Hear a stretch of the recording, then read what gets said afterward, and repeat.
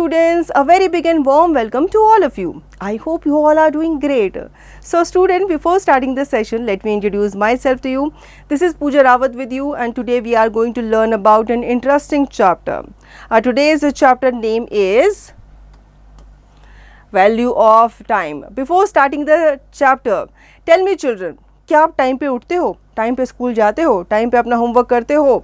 अगर यस तो बहुत अच्छी बात है, अगर नहीं तो ये चैप्टर आपको ज़रूर पढ़ना चाहिए क्योंकि ये आपको बहुत नॉलेज देगा. So let's start the chapter. Man is the architect of his own fate. Architect यानी कि मेकर, क्रिएटर. फेट का मतलब होता है आपकी किस्मत. If he makes a proper division of his time, अगर वो अपना टाइम अच्छे से डिवाइड कर ले, ठीक है, he is sure to prosper in life. फिर उसको सक्सेसफुल होने से कोई रोक नहीं सकता, सफल होने से कोई नहीं रोक सकता.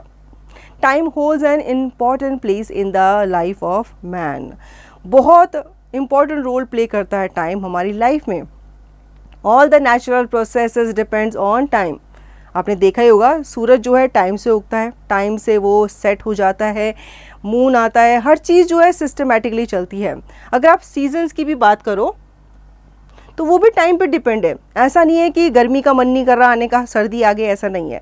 पहले गर्मी आती है, फिर आपने देखा है मानसून आते हैं, फिर ऑटम आती है, फिर विंटर्स आती हैं, फिर स्प्रिंग आती हैं. तो ये सब स्मूथली चलता है timely. The sun rises and sets at particular time. ठीक है, उनका एक निश्चित समय है, एक पर्टिकुलर टाइम है. But some people waste it.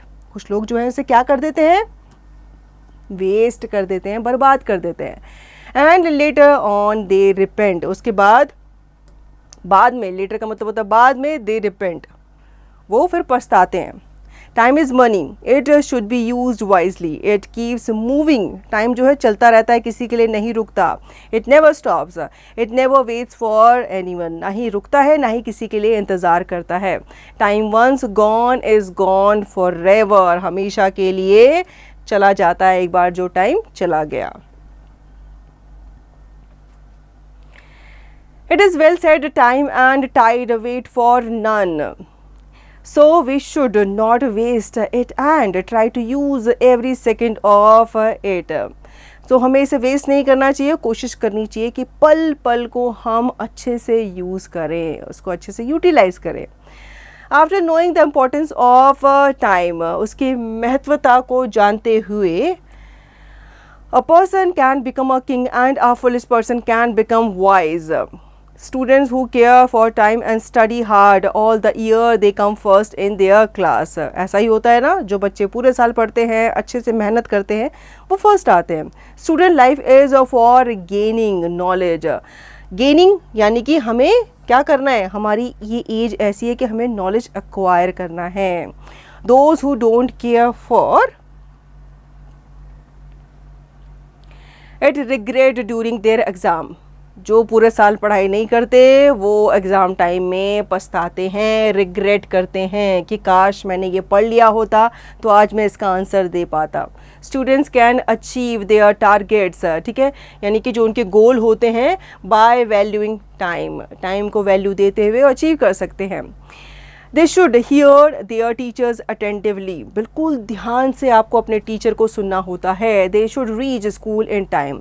They should study in time. They should do their homework in time only by following. ठीक है, कुछ रूल्स होते हैं जिनको आपको फॉलो करना होता है. All these golden rules they can succeed in examination. तभी आप एग्ज़ाम में क्या हो पाएंगे, सक्सीड हो पाएंगे, सफल हो पाएंगे. Those who waste their time face failures all their lives. We should use each and every minute. This is a rule to happy living. तो टाइम मैनेजमेंट करना देखो बहुत ही ज़रूरी है. सो अब आप बच्चे क्या करेंगे, आप एक टाइम टेबल बनाएंगे. होमवर्क करने का आपका एक टाइम होगा, खेलने का एक टाइम होगा. सुबह आप जल्दी उठेंगे, आप ब्रेकफास्ट करेंगे, जो भी अपना नहाना धोना आप करना चाहते हैं वो आप करेंगे. सब आप टाइमली करेंगे तो इसी वजह से आप टाइम से स्कूल पहुंच पाएंगे, स्कूल के वर्क अच्छे से कर पाएंगे, अटेंटिव रह पाएंगे, घर आएंगे तो सब कुछ आपका सिस्टमेटिकली चलेगा अगर आप टाइम को फॉलो करेंगे तो. Glossary. Architect means one who is skilled in planning, maker. Prosper, to be successful. Repent, feel sorry for having done something. Regret, to be sorry. Achieve, to attain. Targets का मतलब होता है aim. So student, I hope you understood the chapter really well. Now you will revise the chapter and yes, do not forget to practice the exercise.